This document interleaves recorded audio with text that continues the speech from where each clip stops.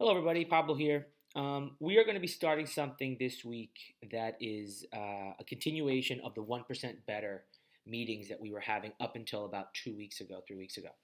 Obviously, we had to stop that due to the most recent COVID slowdowns, but we all agree that it's really important that we're always getting better. So instead of meeting all together and having, a synchronous meeting, a live meeting, which is expensive if you think about it, both in opportunity cost and in just business cost. Having us all do the same exact thing for 1 hour means that we can't all be doing the things we need to be doing. Um, so what we're going to do is something that we did a little over a year ago, where I post a video. We then all interact with that video, and that's how we do our continuing education. And obviously, I'll be open to other people creating videos every now and then, or you guys pitching different topics that you want to talk about. Um, but what we're going to do is I want to make sure that all the same, I guess, rules and etiquette that we followed when we did this on Facebook carries over to Cornerstone, right? So what were those? First, everybody has to um, comment, right? Everybody has to engage in some way. Look, that comment could be, I totally agree, Pablo's a genius, it's all great. Or it can be, Pablo's an ass, and I don't agree with a single thing, and this is why, okay?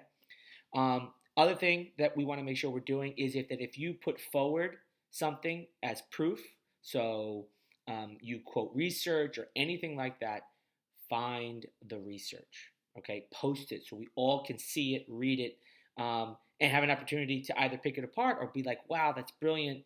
It informs now other things that I do. Obviously, be honest with one another. We're all adults here. Curse if you want, but don't curse at each other. Right? Be respectful. Um, and then the last thing is that I want to make sure that this is as useful as possible. Okay. And what I mean by that is I really do think it's important that we're always getting better. Okay. So just engaging to engage isn't good enough. Really, really engage. Really feel where it is you can get better and where you think other people can get better. Obviously, we're not just going to talk about exercise. We're going to talk about all three pillars. We're going to start with exercise. Let's start with something we're all comfortable with, just to kind of get back into the groove of doing this. Um, but I look forward to doing it, right? I like doing this stuff. I want us to all be getting better. So, the topic for today is the two, you can see the name of this is Are 2 Feet Better Than One? Um, this is a conversation that we've had, I think it was actually right before we stopped doing the continuing education 1% Better meetings. This idea of, one-footed squats over two-footed squats, so unilateral squats over bilateral squats, doing things in general unilaterally over bilaterally, the arguments back and forth. So, as a recap, for those you don't remember, the basic thought process is with an athlete, let's say, if you're going to squat them on 2 feet, the benefits would be overall load and spinal loading because you can just go heavier if they're standing on 2 feet. Um, but the con is that there is quite a bit of wear and tear if you take the back squat, for instance, on the lower back, on the sacrum, and in general with that kind of load. The pro and con for a unilateral squat is, generally speaking, it is more functional, right? In quotations, this idea that you run on 1 foot and as opposed to 2 feet at the same time. Generally speaking, when you jump in sport, you're jumping off of 1 foot, not always. Right? In basketball, sometimes you jump off 2 feet. Volleyball, sometimes you jump off 2 feet. But to get to that spot, you're jumping off of one.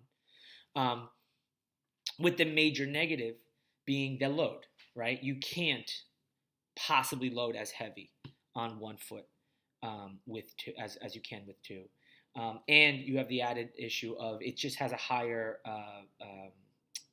cost of entry, right? So it's just more difficult to squat heavy on one leg, right? There's an added skill that's required. In this case, proprioception, balance, stuff like that, than it would be necessarily on two.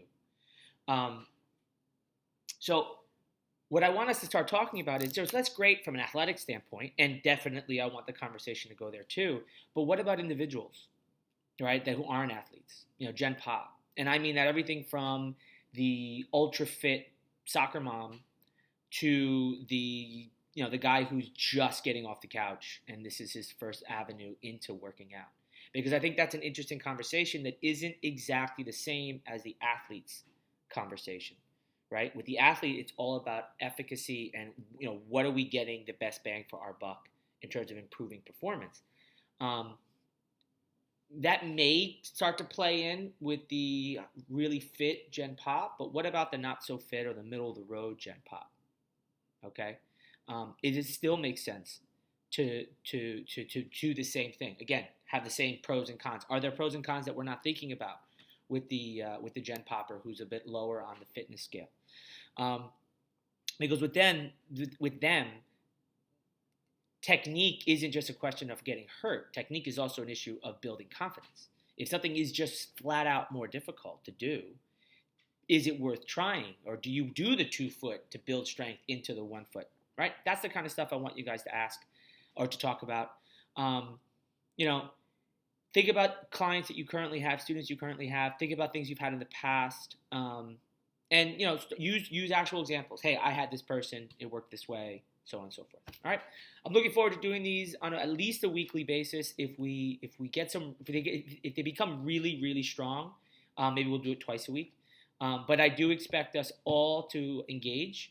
And don't feel like you just engaged once and you check a box, right? It's a conversation. Continue the conversation. All right, guys. Looking forward to seeing your answers, and I'll talk to you all soon. Bye.